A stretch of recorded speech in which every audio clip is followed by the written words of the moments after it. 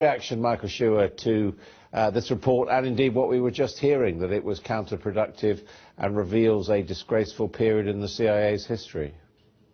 I think it's next to idiocy to argue something like that, sir. The rendition program, which I designed under President Clinton and which led to George Bush's program, was the most successful covert operation that's ever been run by the CIA. It delivered intelligence that protected not only American nationals and saved lives and property, but notwithstanding that windbag of a prime minister you have, he knows very well that the information from our interrogation program saved British nationals and property and other things in Europe. So this all has to do with hating George Bush, sir. Because when I ran the program under Mr. Clinton, it was a program whereby we captured people, and with Mr. Clinton's blessing, sent them to Mubarak or to Hafiz al-Assad. Okay. A number of points there. First of all, Barbara Feinstein says, and the report says, that actually none of these techniques yielded useful information. Well, she's a doddering old fool, sir. I can't help that. I was there. I know what it did. And she authored a report that was written by the Democratic side of the committee with the help of the American Civil Liberties Union.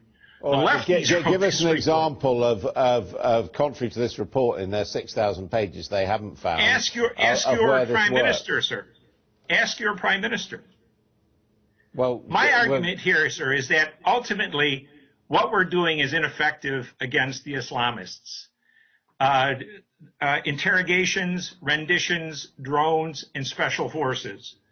But British leaders and American leaders and European leaders generally are ashamed or embarrassed or too cowardly to use the military that their citizens have paid for to protect them. So defense devolves on the intelligence communities, which are never capable of winning wars and have to have more capabilities than they ever had before and still can't win. So the question comes down to, how do you defend the United States or Britain or Canada?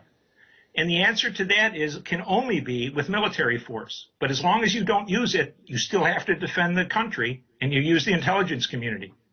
But the problem is that something like rendition, for example, which I designed, sir, for the truth of you designed it by sending people abroad to be tortured by foreigners in secret. You are really implying, aren't you, that you're ashamed of what you're doing? No, sir. I'm not ashamed of it. I wish I would have been questioned by Mr. Well, why didn't you just torture them in the United States then? Why? Because Mr. Clinton was a coward. He thought he could get away with sending people to Mubarak's prisons. That's why, sir. But, I mean, the point is he didn't want it to come out, and he was ashamed of America doing that. Well, he might have been ashamed of it. I was happy to do it because I was defending the United States, and he wouldn't do it. So I had the opportunity to at least protect some people from what he would not do. And by whose authority is the CIA acting as a torturer and, in some circumstances, a killer of people in its care? As you say, it's not an army. Under the authority of the Department of Justice of the United States. Who do you think approved Mr. Clinton's program, for example? It was Eric Holder when he was at the Department of Justice. And it's been approved by every attorney general down the road until Mr. Obama changed horses and didn't have another horse to get on. This is insane stuff, sir. Well, all right, but you don't have any problem, let's be clear about this, you don't have any problem about sending foreigners or indeed US citizens abroad to countries like Egypt where they may get tortured or killed. We never sent an American citizen anywhere, sir.